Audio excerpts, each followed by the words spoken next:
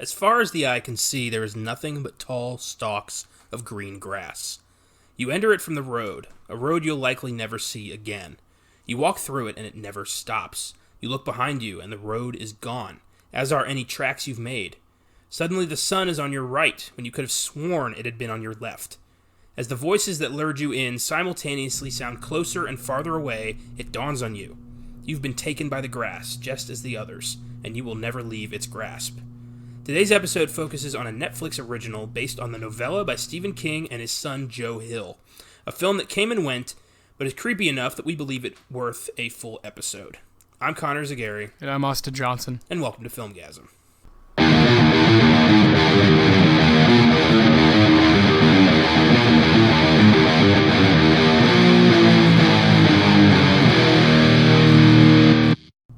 Happy Wednesday, listeners. We're back into the horror deep end after swimming in the kiddie pool of comedy last week with Young Frankenstein.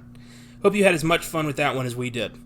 Today we take on a Netflix original that neither of us had seen prior to recording, In the Tall Grass, based on the novella by Stephen King and his novelist son Joe Hill, author of Horns, Nosferatu, The Fireman, and the graphic novel series Lock and Key, among others. In just 2 weeks, you can check out our 8th Weird Shit Wednesday, episode 40, where we'll look into the success of the Harry Potter film franchise. Woo! We're both massive Potter fans, and we'll have a blast dissecting all 8 movies and talking about where this world-changing franchise got its start. Don't miss it. Cannot wait for that. Mischief managed! That's like your favorite thing to say. It's my favorite quote from the movie. Why? It just makes me smile. That'll be fun. I can't wait for that one. Harry Potter's going to be so much fun. Time for the rewind, where we look at past episodes, see if we've got any updated tidbits. Today, we've got 2. One for bonus 8, Joker, and one for episode 10, Roman Polanski. First, Joker has become the first R-rated film in history to reach $1 billion global box office. Yes. Who would have fucking thought? $55 million budget, $1 billion gross. Wow. Unbelievable. A film that most people thought was going to fail. Most people talk shit about before even seeing. Yeah. Yeah, man. Film that's going to make serious waves at the Oscars. Mm-hmm. And, yeah, is now the highest grossing R-rated film of all time. Oh, so crazy. Joaquin Phoenix, man. Joaquin Phoenix. This is the most successful movie by far he's been a part of. It's so cool. Yeah, by like a large margin. By more than double. More than fucking triple. Like, well, yeah, I guess Gladiator would be second, probably. Probably. And that's, nowhere near. I bet Walk the Line was successful, but not this successful. Yeah. Oh my gosh, no. Unbelievable. Well, I'm glad. I honestly thought It Chapter 2 was going to have that honor, but it didn't do nearly as well as I thought. No. No, I mean, when all the people know that the second part is just like more boring, you already go into, I think just less people were amped about the part 2 than part 1. I don't know. Not me, shame. But yeah. Yeah. Well, for more on that, you can check out our bonus on It Chapter 2. Yeah, so it was a really good movie. Yeah. And finally, an update on Polanski, kind of. One of his movies, at least. Screenwriter Robert Towne is reportedly joining forces with director David Fincher to produce a Chinatown prequel series for Netflix. The series will reportedly focus on the early years of private detective Jake Gittes, a role made iconic by Jack Nicholson in 1974's Chinatown. What do you think about this? I can't wait. Really? Well, yeah, it's David Lynch. It's Chinatown. I would have thought you would hate this. Why would I? No, I would hate it if it was just something made like on a whim by someone that I didn't trust. But okay. This guy made my favorite TV show of all time, so Twin Peaks. So I thought it was Fincher. Say it again? I thought it was David Fincher doing this. I thought it was David Lynch is what you said. No, Fincher. Oh, yeah, edit that out, man. I thought you said... this is news to me. Oh, really? Yeah. Oh, shit. I thought you said Lynch. No, it's David Fincher. Oh, man. Okay, well, yeah, I'm lost now, yeah. Are you more or less excited now? Oh, well, I'm pretty much the same, because I love both of them. But I don't know who I like more. I mean, I love Fincher. He makes great movies. Fincher obviously did Mindhunter, which is awesome. You know, he's has a big hand in it anyway. He's directed a few episodes, so... I'm just tired of TV shows based off movies. They're taking everything and throwing it into Okay, it. I see what you're saying when you probably thought that I was going to hate it. Yeah. Because it's rehashing something. Yeah. But it is like it's a prequel, and you know me, Chinatown's one of my favorite movies like ever, and Jack Nicholson. Yeah, I don't know, it's gonna be tough, but yeah, with someone like that attached to it, then I'm definitely going to check it out. So am I. Yeah, I wonder who's gonna play Jake Gittes. Oh boy, Who? I don't know. are they gonna do what Dr. Sleep did? Probably not, because that fucking failed. Get old Henry boy. Oh man, Henry Thomas. He's just gonna be the Jack Nicholson stand-in forever now. Yeah, no matter what movie it is, yeah. What series it is. My God. No, it'll probably be like James Marsden or something. I don't know. Do you think Chinatown has enough of a like regular audience following for this to be successful? No. Yeah, this is complete news to me. I'm a huge fan of that movie, so yeah, I'm pretty like, I want to go read about it. No, I didn't know about this at all. And I'm super amped, but no, I don't think there is, especially with young people who are like watching Netflix consistently. Yeah. I don't think there's a lot of people who are like, oh, Chinatown. Yeah, like, let me check out what Jake was doing before the Chinatown happenings. No, I don't think that's happening. I don't think anybody's ever said that. And then when people, yeah, no. And then until now. And then when people look up, it was a Polanski film, that he turns more people off. That's like, true. Fuck that. Yeah. But David Fincher is powerful. David Lynch is too, but Fincher is more powerful, I think, especially with Mindhunter. It's already like a great Netflix show. Yeah. I think people are going to check it out, including myself, but no, I don't think it has like any clout. I don't think like because it's Chinatown, you know? Yeah. Well, we'll see. I'm not really going to hold my breath. No. But I'll probably check out the pilot. Yeah, it's always worth checking out, an hour of it, right, to see. Yeah. Yeah. Now, time for In the Tall Grass. The film is based on the novella of the same name that was co-written by Stephen King and his son Joe Hill.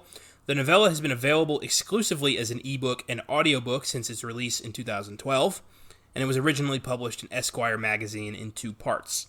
It's only recently been made available in print, and only in Joe Hill's short story collection Full Throttle, published last month, which I totally intend to purchase, because I don't like Kindles. Oh, hell no. Yeah. I need, if I'm going to read, which is not nearly as much as I used to these days, but yeah I can't do that. I'll read articles on my phone, but not a full book. Not a book, no. I like the act of turning the page. I like the weight of the book in my hands. Yes. That's why I haven't read this one yet. Well, when I turn pages and I feel like I'm tackling something, I feel like there goes 10, there goes 20, I'm like, I just keep moving along. Yeah. With the Kindle, it feels like this weird, cheap, what page am I really on? Because it's like condensed, I don't like it. Yeah. And if you like press a button or something, you lose your place. Exactly. And it's not like you can, turn the page. It takes for fucking ever if you are like in the middle of a book. I did that once. I was reading the first of A Song of Ice and Fire. Game of Thrones on a Kindle. That's the only one I've read. And I read the first 3, and they're good books. Yeah, no, it was great. I just took a lot of my time. Yeah. It's a slog. But I was reading the first one, and it was a collection that had all 5 on it. So I pressed a button, I got like my progress erased, and I had no fucking clue where to go, because there's 5 books in here. There's like 3,000 pages, and I had to figure it out, and I was so pissed. And that was the end of my Kindle journey. I picked up the book in paper in a hardcover, and I read it then. Yeah, and I haven't looked back. Jeez, not a fan. What a horrible moment. You were probably like, oh my. I was pissed. Yeah. There's no one here with me, it's just me and my fucking Kindle. Yeah. Oh, jeez. The film, In the Tall Grass, was written and directed by Vincenzo Natali, director of Cube, future episode for sure, Splice, which I remember being kind of weird. I haven't seen that one. And he's also directed various episodes of Hemlock Grove, Orphan Black, Hannibal, Wayward Pines, Luke Cage, The Strain, American Gods, Lost in Space, Westworld, and he's set to direct 2 episodes of Lock and Key, which is set to premiere next year sometime. So the guy clearly has an eye for TV. Yeah, clearly he likes to work. Yeah. And have you seen Cube? I have not. It's actually pretty decent flick. Yeah, I've heard that pretty from cool. A few people, yeah. It's definitely a predecessor to like Saw. Yeah. I like that. Yeah, we'll definitely have to do that one. For sure, creative movie. The film was produced by Netflix and was critically panned upon release. It has an IMDb score of 5.5 and a Rotten Tomatoes score of 37%, which is pretty goddamn horrendous. James Marsden was originally cast as Ross Humboldt, but left the project due to scheduling issues. He was replaced by Patrick Wilson, star of James Wan's Conjuring franchise, among others. Personally, I love him in Watchmen, and I thought he was a badass ocean master. Patrick? Yeah. He is the fucking man. And to me, he's the one who stands out in this movie. In the tall grass. Definitely. Which is probably what you expect, right? Like, oh, this guy, he's been in horror. He's, done stuff with James Wan, and like you said, he's been with DC now. I love him. I love Patrick. We definitely have a really cool bonus lined up for you guys. Oh, yeah. But yeah, he's the standout in this film for sure. I'm definitely glad he got it instead of Marsden. You think James Marsden wouldn't have pulled it off? Not as well, no. Yeah. No. Not to me, not as maybe not as diverse as Patrick can get. I agree. I think Patrick has this weird quality about him where you believe he's fucking crazy. Yeah, there's kind of a gear, a gear he goes to. Yeah. I don't know what it is, but he can snap so well. Yeah. Leisla de Oliveira plays Becky, the pregnant sister. She's also set to appear in the upcoming Lock and Key series, but apart from this, her most recognizable role was as Glow in 3 episodes of The Gifted, one of Fox's X-Men shows. Yeah, I've never heard of her before. I've never heard of any of these people beyond Patrick Wilson. And frankly, I don't think a lot of them have careers ahead of them. Yeah, no, neither have I. But, you got to start somewhere. And yeah. Netflix is a good place for some people. Yeah, they'll greenlight anything and anyone. I mean, there's comedy specials by some of the unfunny, the least funny people in the world on Netflix. Yeah, don't get lost in the comedy specials on Netflix. Oh, no. Don't get lost. For every John Mulaney, there's, 3 or 4. I don't even remember their fucking names because they were terrible. Shit shows, yeah. Ugh. Avery Whitted plays Cal, Becky's overprotective brother. Oh, my god. What a prick. What a horrible actor. Horrible character. Everything across the board. That guy, Cal, sucked. The weird, incestual longing that's in there. It's weird. Oh, God, I couldn't stand him, dude. This is Whitted's second film after appearing in 2017's The Vanishing of Sydney Hall, which I've never heard of, so probably going to crash and burn. Maybe destined for TV. I don't know. But yeah, Cal's a very strange character. Yeah. I'd say so. Right when he, backpedaled into the grass and was like, Captain Cal, to the rescue. I was like, fuck that guy. I don't want to deal with him for an hour and 30 minutes. I really don't. That's fucking great. Oh, man. Will Bowie Jr. plays Tobin, the creepy little boy who lures Cal and Becky into the grass. He has a lead role in the Disney Channel series Bunked, where he plays something Sawyer, because that's what everybody's fucking called on the Disney Channel.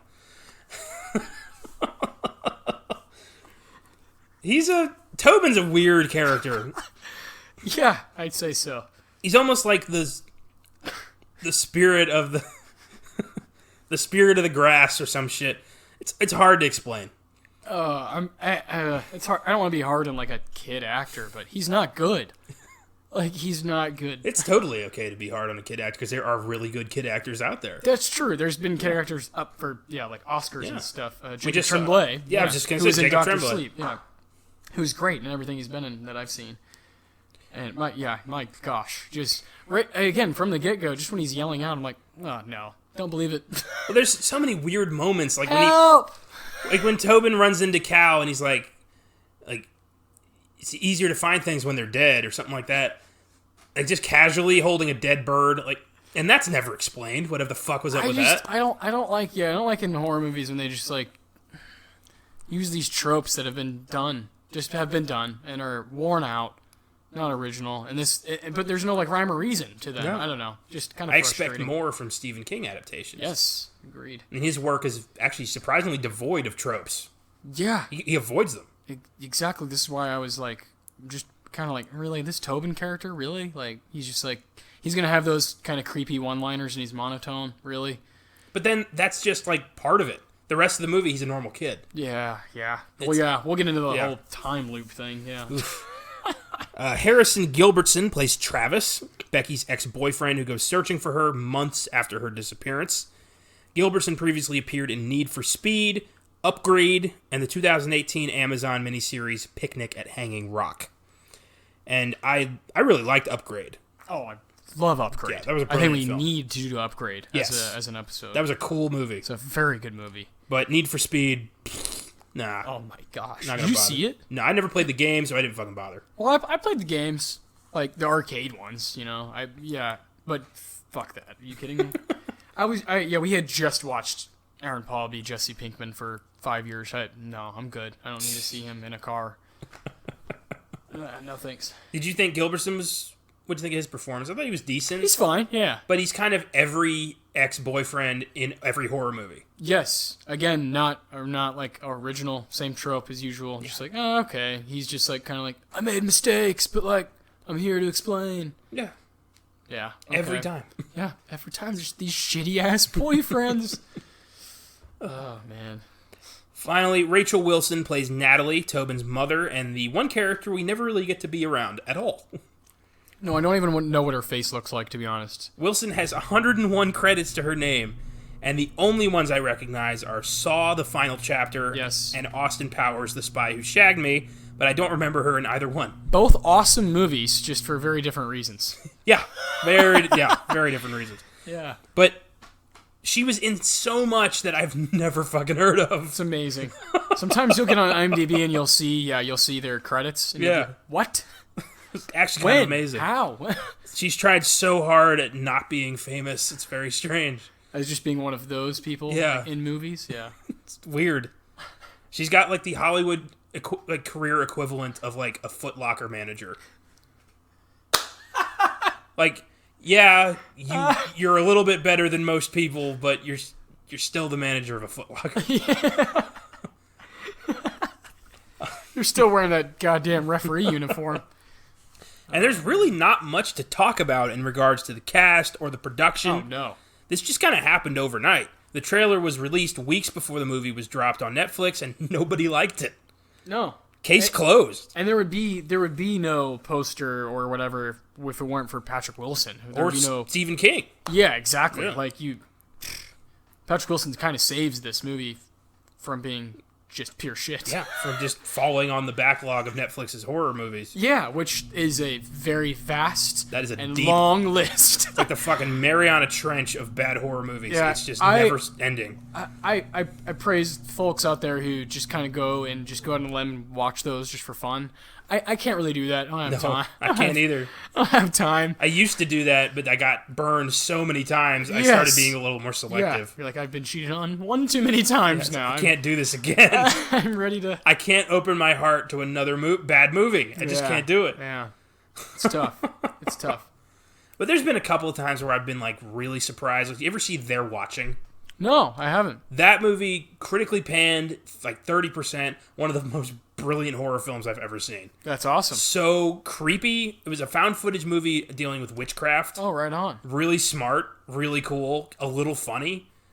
I enjoyed that big time. Hell yeah. And that's one of Netflix's like backlog movies. I'll have to check it out for sure. Yeah. But then I've seen, for that, I've seen like 50 other ones that I never want to speak of again.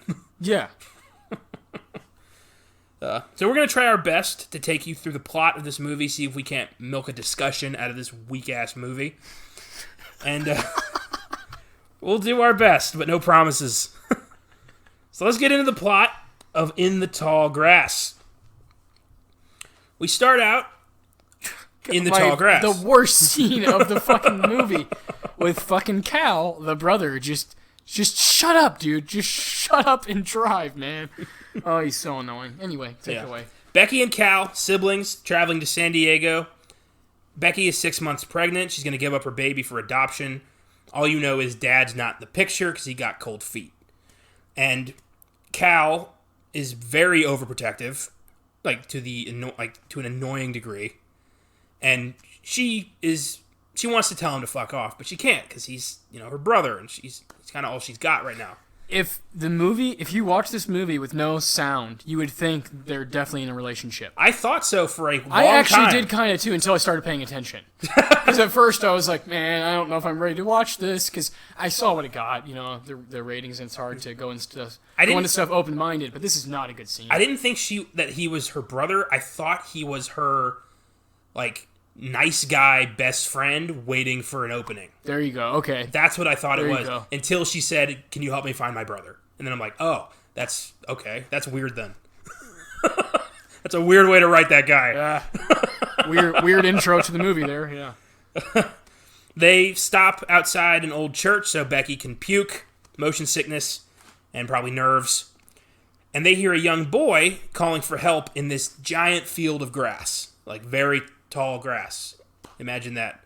And the kid's name is Tobin. He's calling for help. And they're both just like, that's weird. Should we call somebody? Like, what should we do here? And they hear Tobin's mother, Natalie, begging Tobin not to call for anyone. Don't let anyone into this grass. And they're both like, we should go in that grass. Which is, yeah, because this is a horror movie and nobody fucking has any critical thinking skills. I don't know. I would maybe not go in the endless field of nightmares grass. Especially if you're pregnant. Yeah. This movie should not happen. Like, No. she is pregnant.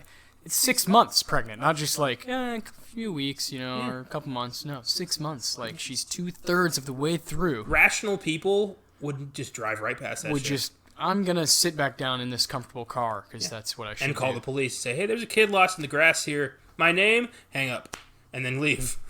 Yeah, but, we needed a movie, so here we go. Did we need a movie? No. What's his name that made this? Vincenzo Natali. Vincenzo, yeah. He needed a Natali. movie.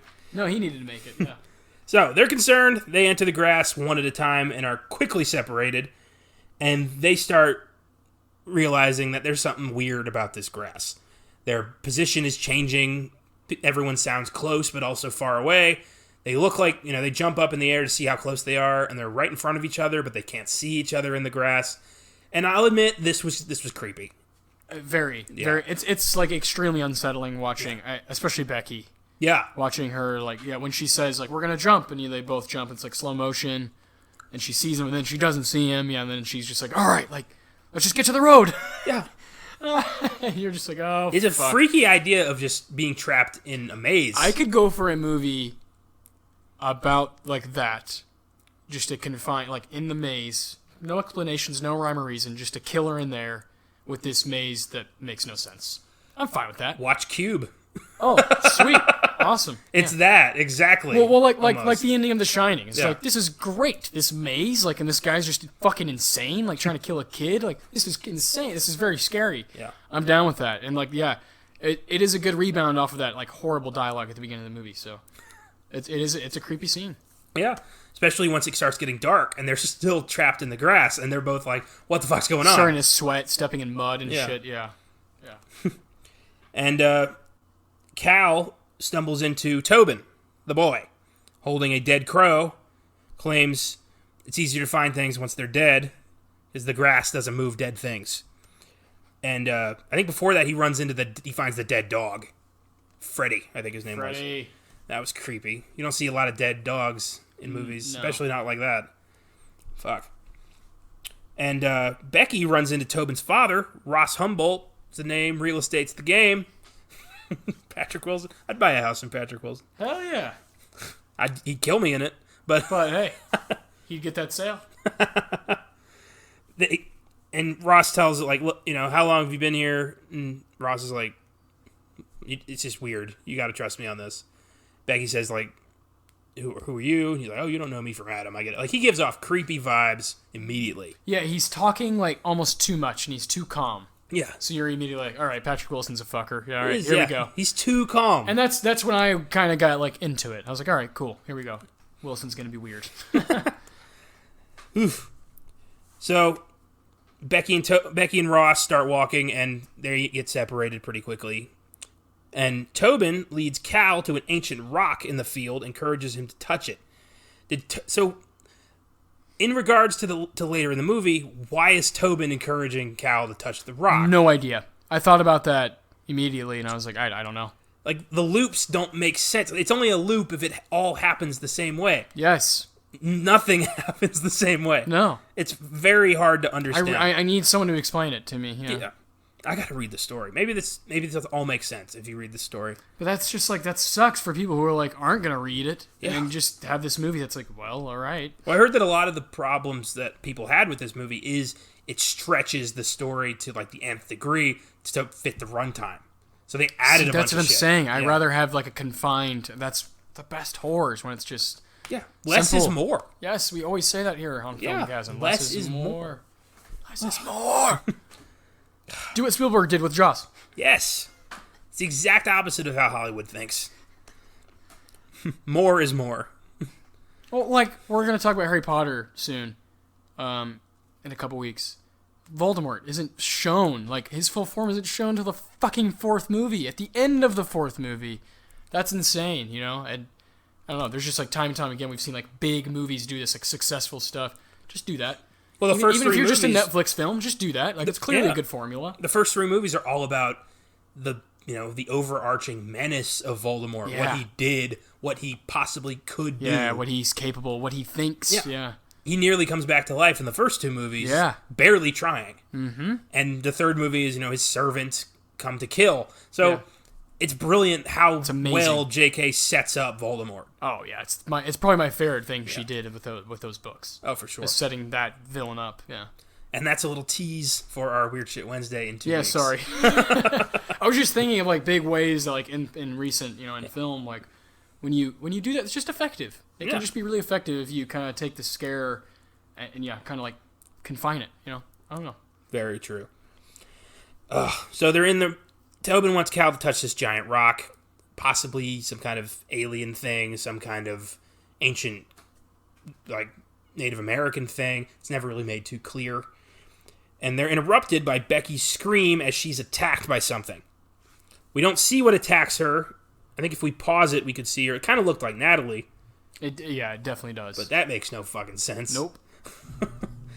And then meanwhile, the father of Becky's child, Travis, is looking for her and Cal. He finds their car parked outside the church, decides to investigate the field of grass, and he stumbles into Tobin, who leads him to Becky's rotting corpse. And he's freaking out. He's horrified. He's sobbing. And then as he's grieving, he loses sight of Tobin. Yes. At the same time, an earlier version of Tobin arrives at the church with Natalie and Ross. The Humboldt family shows up for the first time. This is very confusing. We're going to try our best to work through this. Yeah, because it's not... Yeah. This is not a linear film. No. So, as of now... It's not coherent either. No. So. The Humboldt family is showing up for the first time, and they hear Travis in the grass yelling for Tobin. And their dog Freddy runs into the grass, and the family runs in after him, and that's where Travis hears Tobin, looks for him, the family panics, scatters, and they get lost. And that's how they ended up in the grass. So, it's all a circle for, I guess. Take what you will from that. Oof. Ross stumbles across the rock and touches it. And Ross has that moment that reveals who he really is, where he's just like, fucking kid, can't fucking listen. Like, just his true, like, horrible father, horrible husband self is coming out. And Jesus. Fucking kid. Patrick Wilson really sells that. Yeah, he does. It's freaky how well he sells He's that. like, has to do so much acting because no one else is. It's crazy. If his mom would be a fucking mother and do something for once, just, Jesus, guy.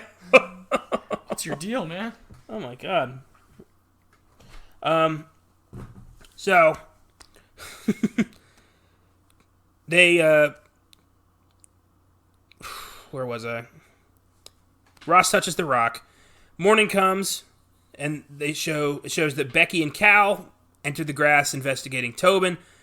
Tobin states Freddy was killed, the dog, and knowing that the grass does not move dead things, Travis he tells Becky and Cal to move toward Tobin, and all four find each other, and Travis can't fucking believe Becky's alive because he saw her dead corpse. Yes. And he tells them that Becky and Cal have been missing for 2 months. Woo! And Cal's like, no, man, it's been 2 hours. Yeah. You're like, oh, shit, here we go. It's one of these. Ugh. Fuck, I already watched Lost. I don't need this again. Ugh. So now they're all together, or 4 of them are. They spot a building in the distance. They walk to it by having Tobin sit on Travis's shoulders and keep the building in sight. Smart idea. So I guess somebody who's like in the NBA would totally be fine in this situation. Yeah, just like, this is fucking dumb, yeah. One thing that, before we get further into the plot, why did nobody fucking try to burn this fucker down? I don't know. Or like, me, I would just, like, because I know I'd get really frustrated if, like, I was in that situation, be like, fuck this, you know, I'd get, like, almost get aggressive. Yeah. Why did no one ever, like, push the grass down, like, or, like, try to, you know, like, make a path or anything? Like, they just kind of, like, acted like they were, like, these really big trees or something. I don't know. I mean, of course, they're mentally, you know, like, losing it, but Yeah. I just feel like at some point they would have tried to, like, move the grass down so they could, like, eventually find each other. I don't know. Yeah. You know, almost like you're using a machete, like you're trying to, like, just cut it down. Mm-hmm. I don't know. I just feel like they didn't try hard enough. They totally did not. It reminded me of Billy Madison when he's like, you gotta think. You got a lost dog out there. You know what I'm saying? He's like, yeah, that part. You get your ass out there and find that fucking dog. Oh, it's been a long time since I saw Billy Madison. That's great. The puppy who lost his way. The puppy who lost his way. So, on the way to the building, Becky receives a phone call from someone sounding very distressed. Spoiler alert, it's Becky herself calling from the future. And she tells past Becky to not let Cal hurt Travis, or else they're going to be stuck in a loop. And then you hear her scream, and she drops the phone or something. Like, or else they're going to be stuck in a loop, so they're not already stuck in a loop, because I'm confused. Yeah. As they walk, the grass seemingly kind of pokes Becky in the undercarriage, and she passes out, only to be revived by Ross, who shows up and gives her CPR, and is like, oh, she's probably just suffering from heat stroke. He's too goddamn calm about everything. I got this, yeah. He is clearly hiding something. And it's weird that the grass seems to want Becky's baby as like a sacrifice or something. Yeah. I don't know. Something of the sort? I don't know, yeah. Yeah. And Ross says, oh, I know the way out. Just follow me. And he takes him back to the rock and says, all you got to do is touch the rock and you're going to know everything, including how to get out of here. And that's when Natalie comes out of the grass and is like, don't trust him. He's fucking lying to you. And says, do not touch the rock. And Ross gets very quickly pissed off. Yes. And decides, no, you got to touch the rock. You got to trust me. And Travis and the others are like, all right, we gotta get out of here. And yeah, no shit. Travis, I think, pounces on Ross. Yes. And Ross beats the fuck out of him, dislocates his arm. And he fucking Patrick Wilson, dude. Yeah. Goes into just out of ultimate mode. Out of nowhere for no real reason other than he touched the rock. But it's not really explained what the rock is and why this happens. I like explanations. I also don't. Of course, I also do too. I think people love to have answers. A little how, a little why. That's all questions. I want. I also just don't like a rock. Really, a rock? Like, what is this, like a metaphor for? What's going on? I don't know. It's hard to get on board, you know, when Patrick Wilson's freaking out about a rock. Yeah, and then when he crushes his fucking wife's head like a fucking watermelon. What the hell was that? I don't know, dude. He says something weird in that. Like, there's a nice one-liner there, yeah. Something about the grass. I don't know, dude. The grass is hungry or some shit like that, and he just crushes her head in some really bad CGI. Netflix special, yeah, they're like, fuck, we don't have enough money. We invested too much in trying to keep these goddamn Marvel movies. So he runs after the others, claiming The Rock showed him the truth, but he does not want to leave the grass. And for all we know, he could have been in there for like 3 years.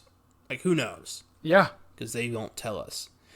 Becky, Cal, Travis... If 2 hours is 2 months, then... Well, we don't know. Is there a ratio here? I don't... Nothing makes sense. Yeah. Nothing adds up.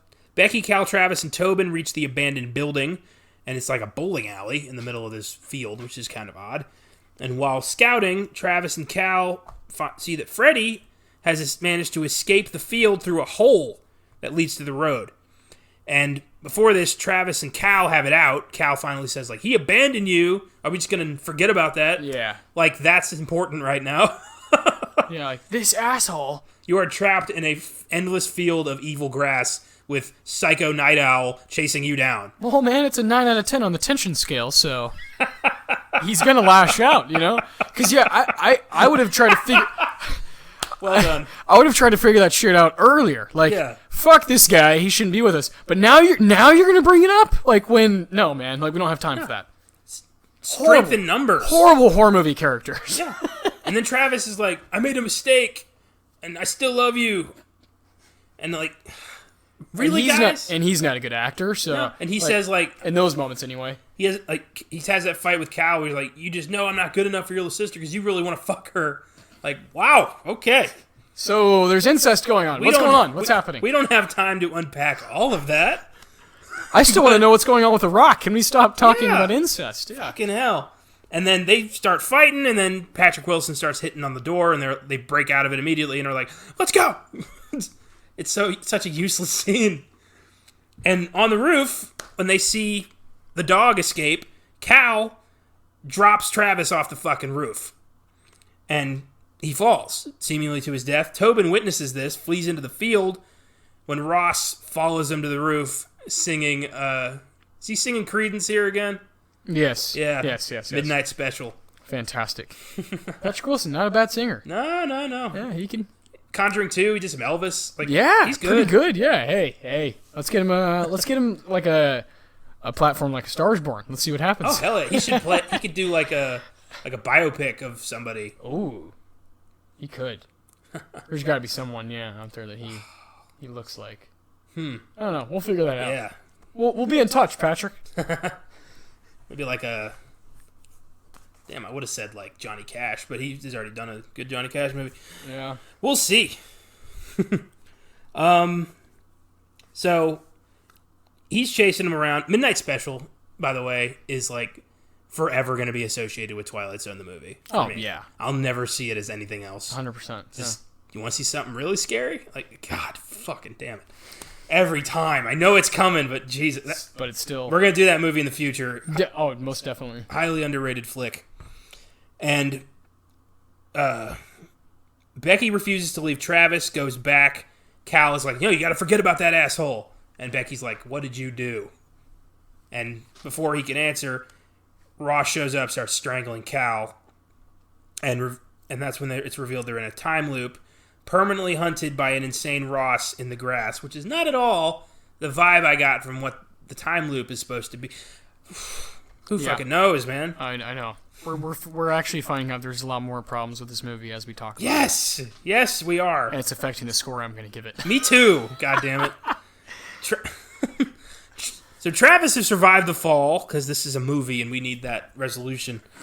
And he goes searching for Becky with, like, no wounds after doing, like, a 25-foot drop onto fucking concrete. It looked like he was landing on his legs, too. Like, I don't know. Whatever. They hear each other on opposite sides of the field. Becky's attacked by Ross, escapes after stabbing him in the eye with a little pair of scissors. As a thunderstorm begins... And this is where it gets even weirder. Becky gets attacked by grass creatures who carry her to the rock, which has apparently markings that signify her pregnancy as some kind of prophecy. And she has a horrific vision underneath the rock where the ground drops and freaky things start coming out of it. And she starts making a phone call, the call to her past self to warn herself about Cal's betrayal. Then she passes out, and this is where I had to regroup because I fucking hate when movies go in this direction. That's why I didn't like Mother. Was one of many reasons I didn't like Mother. Becky awakens to find Cal caring for her and feeding her something red and warm and apparently delicious. And she looks over and she's been eating her baby. Whew. I don't need that. I don't need to see that. That's not entertaining to me, man. Just eating a baby. No, yeah, it kind of crosses the line, doesn't it? It's a hallucination, but it's really fucked up. Yeah. It's there for shock value. Yeah, okay. I will say this. If that would have happened at some point in The Shining, yeah, I would be like, oh, that's a weird scene in The Shining. But I would still love The Shining. You know what I mean? This is a bad movie. And then you throw that in there, you're like, what are you doing? Like you said, it's just for shock value. It's like, you can't do that. You can't just throw a shock value in there for the sake of shock value when there's nothing around it that's like, that's passable. You know, nothing balances it out. No. It's just a bunch of tomfoolery and then what? What that's supposed to scare me? No, now I was already kind of like, I'm getting a little bit bored here. And then now I'm like, fuck this. Like, this is gross. See, I don't know. Back to what you said about The Shining. Yeah, it's just an example. I know. It's but just... like, you put a baby, you put a person eating a baby in any movie, yes. I'm not gonna be okay with that. I point out The Shining because we both love it, and it's like it would actually fuck up The Shining. It would taint it a lot. Would. Yeah. Any movie. But my point is, The Shining still has so many great elements to it. This does not. That's true. So you can't do that if you already haven't shown us shit. You know. Yeah. So that's what's frustrating. It's like, oh really? Who are you? Like, this isn't Rosemary's Baby. Get the fuck out of here. Like, it's not. Nobody ate a baby in that one either. No, but it's a very shocking movie. In fact, the only other movie I can think of off the top of my head where somebody is like physically eating a baby is Mother, which the witch is rough. It's not really. I know it's not eating, but that's a rough one. It's a rough sound. That is a good counterpoint because baby gets mushed to death in that one. But I still like that movie. It makes sense. Like, it makes sense for the movie. Yeah. Like, she's killing it for a potion so that she can fly. You have to that's a part of witchcraft. Is like they think you have to like sacrifice babies in order to get to fly. Yeah. It's insanity, but it's a part of the movie. And well, I mean, she did fly. Yeah. Yeah, there you go. Yeah, so in the world of the witch, no, it's not insanity. It fucking worked. Oy, we're going down a bad path here. That's all right. It's fucked up in this movie. Don't get us wrong. That's on the record. It's fucked up in this movie. Becky starts realizing she's hallucinating Cal, who is then revealed to be Ross, who's actually just fucking with her. Moments later, Travis stumbles upon Becky's unconscious body. Tobin finds him. They're confronted by Ross, who mortally wounds Travis, stabs him with like a bone. Ross tries to make Tobin touch the rock, and Becky attacks Ross and scratches out his other eye. That just made me laugh. Yeah, at that point I was like, okay, what am I doing? I gotta finish this movie, so here we go. Reminded me of Austin Powers with Mustafa when he like kept getting shot. Yeah. Oh shit! You shot me right in the arm. What a comparison. Man. So Becky scratches his eye out, and then she dies from her wounds. But what wounds? Like, it was a hallucination. She's still pregnant. Yeah. What happened to Becky? Don't know. Ugh. The grass. Travis kills Ross by strangling him with the grass, which is pretty poetic, and realizes the only way to understand the grass is to touch the rock. Travis touches the rock, has a series of weird visions, grabs Tobin's hand, guides him through the grass to an exit, and says, I can't leave, but you don't belong here. Because the burnout who ran off on his girlfriend, who is pregnant, he's the guy. He's the savior of the grass. He's the one who can understand the grass. Yeah. I don't know. That's his calling in life, yeah. Yeah. Ugh. He gives Tobin Becky's necklace and tells him he has to stop Becky and Cal from ever coming in here. And somehow, Tobin emerges from the church across the road, just as Becky and Cal are going to enter the grass for the first time, runs out and convinces them not to go in the grass by showing them Becky's necklace, and closes the loop. Becky decides to keep the baby, and they drive back home. Travis listens to them leave and peacefully dies in the grass as the grass consumes him. End of story. And then the credits rolled, and I immediately started watching Rounders because I wanted to get this shit out of my brain. I had to write this goddamn script, so I just had to be in my head for a long time afterwards. Oh, man. But it's just... That's really what I did. I was like, I need to watch something that I love, and Rounders was it, because it's on Netflix, yeah. It's such a weird, hard-to-follow movie. So, time travel. What the fuck? I don't know. Make a lick of sense. It doesn't have to be perfect, but make a little bit of sense. Yes. Make it coherent. Explain something. I don't know, man. I don't like having zero answers. Why is the grass able to affect things outside of the grass? I don't understand. Like, how did it get Tobin in the church? No idea. Like, why? Ugh. No idea. This is such a strange, confusing movie. It is, and it just feels so obviously unrealistic, unfinished, and just unauthentic. Like, no. Right from the get go, like I said, that dialogue at the beginning is like, what is this? Like, this is one of Netflix's shit shows, and I don't. Stephen King is better than this. Yeah, 100%. We don't, especially the adaptations we've seen lately. Jesus Christ, they've been good. I don't know what the hell happened with this one. I don't know, man. I did not like it. I'm going to read the story and report back to you if it's a story problem. Because it might be. It might be, but I would love to give it that chance. But as a movie, not for me. Not for me. I only have one Filmgazm fact for you. There is a 1959 Chevrolet standing outside the church with its grille customized to resemble Christine, the 58 Plymouth from Stephen King's novel. That's cool. That's about it. That's about the coolest part of the movie. Yep. Right. And I didn't even notice it. I originally had In the Tall Grass as a 7, but after talking about it, I'm going to lower that to a 6. Yeah, it's got a nice big 5 from me. It's not terrible, but its lack of explanations really bothers me. And it's close to bad. Like, it's close to being it's like... really close. If it didn't have Patrick Wilson, I don't know what would have happened. With King, we tend to get a lot of the what and the who, but the how and the why are often neglected. Yeah. It's a pattern, and sometimes it works, but most times it just leaves me wanting more, and this is one of those times. Yes, agreed. Yeah. So, now that we're done with this shit show, what are we doing for Friday's bonus? Friday's bonus, of course, we've been talking about Patrick Wilson a lot. There's routes to go, of course. We want to stay away from The Conjuring, because we've done that. Stay away from other James Wan things, because we've done that. Or we plan to. Yes. And he's also in... Insidious. Yeah, Insidious. Sinister is Ethan Hawke, yeah. Down the road. But what we chose here is a movie that I'd say has very, very mixed reviews. Yeah. It's exactly 10 years old, and it is Watchmen. Watchmen. Yes, starring Patrick Wilson and a lot of other really, really cool people. Absolutely. Underrated modern classic based on the graphic novel by Alan Moore. Yeah, we kind of want to set the record straight a little bit because it's definitely got a weird stigma around it. Yeah. And it is a good film. So, yeah, we're excited to talk about that one on the weekend. Fuck yes. Can't wait. So let's take a look at what happened this week in film. Mark Wahlberg has joined the upcoming Uncharted movie, playing opposite Tom Holland's Nathan Drake as Sully, Drake's mentor. This movie has been in production hell for so long, Wahlberg was originally considered as Nathan Drake himself. But I guess he's old enough to play the mentor now. And I want to like this. I'm a big Uncharted fan, but the casting is all wrong. Tom Holland's way too young to play Nathan Drake. I don't like the route they're taking with this, and I think it's going to bomb.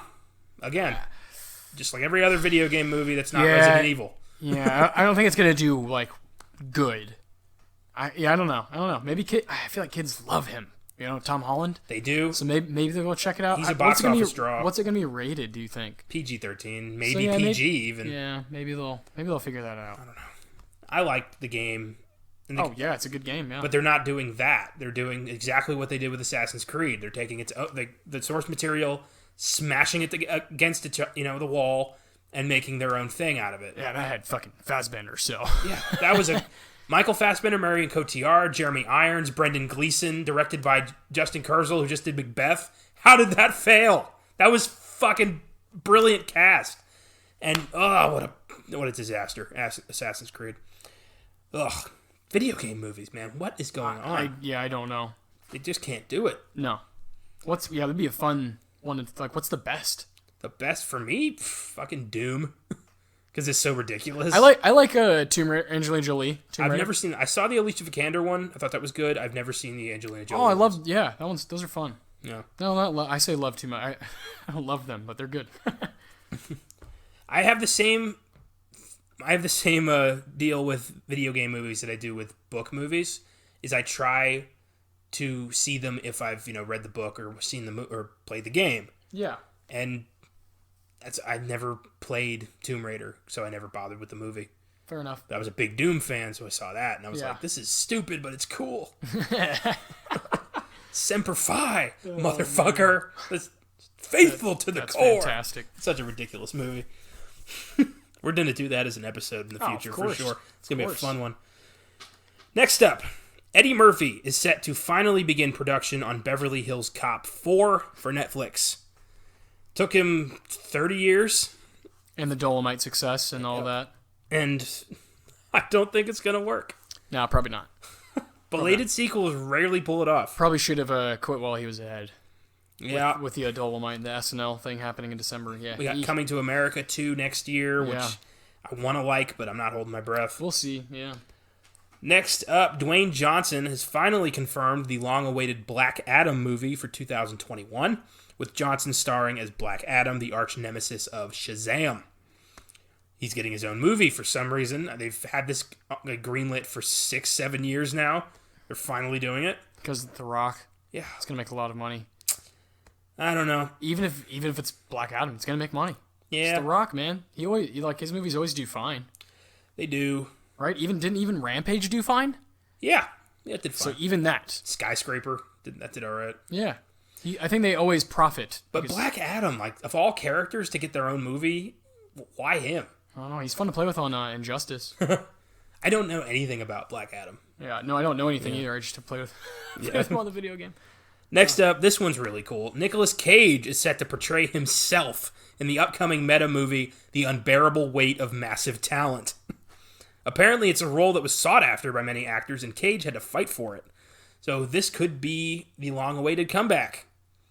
The Unbearable Weight of Massive Talent. Man, I can't wait. God damn.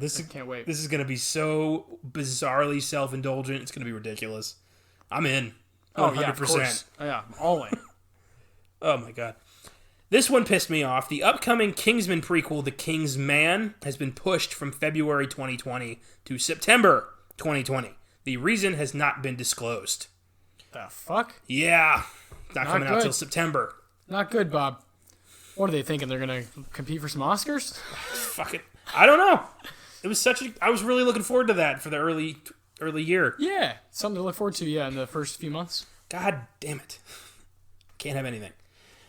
Patrick Wilson is returning to play Ocean Master in the upcoming Aquaman 2, set for 2022. Jason Momoa and Amber Heard are returning as well. Sweet. Any reason to have more Patrick Wilson in my life? I'm all in.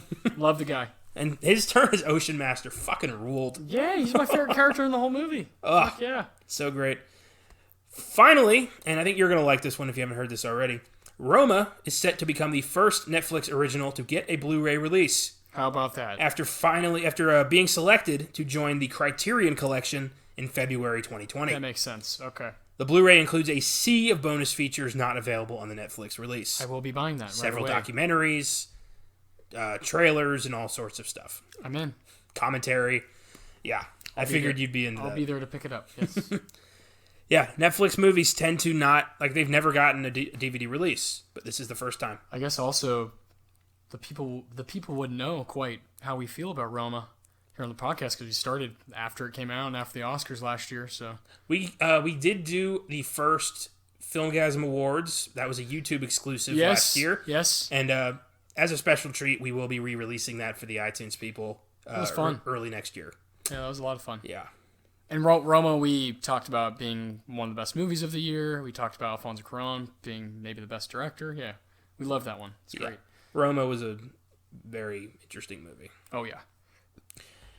And are you going to buy the Blu-ray? Oh, yeah. Of course, dude. Huge Cuarón fan. Yeah. Cool that the Criterion Collection is expanding to Netflix selections. I wonder if The Irishman will also get one. Probably. Yeah. In due time. Probably. Maybe Dolomite. Sweet. That's all for this week, guys. Sorry for the bare bones episode. We took a chance on In the Tall Grass. We hope it ended up being an enjoyable one for you. Feel free to subscribe to Filmgazm on iTunes or YouTube. Follow us on Facebook, Twitter, and Instagram for daily updates and reviews, as well as the occasional bonus. We just released a bonus on Jojo Rabbit this past Sunday. Check that out. We appreciate any and all feedback. If you enjoy the show, if you hate the show, if you have some movie suggestions, anything. You can leave comments on YouTube or on our social media, or you can email us at filmgazm@gmail.com. Thanks again for listening. Oh, yeah. See you guys later. Next week, we're going very dark into the mind of horror legend Wes Craven. Ooh. We travel to Haiti where an anthropologist is drawn into a voodoo cult that's turning people into brain-dead zombies. Don't miss The Serpent and the Rainbow next Wednesday on Filmgazm. We both haven't seen this one either, so wish us luck. Until then, try not to get lost in endless fields of grass, and maybe just keep driving if you even see one. If there's one thing Stephen King should have taught us by now, it's that darkness hides in plain sight, and it will do whatever it can to get its hands on you.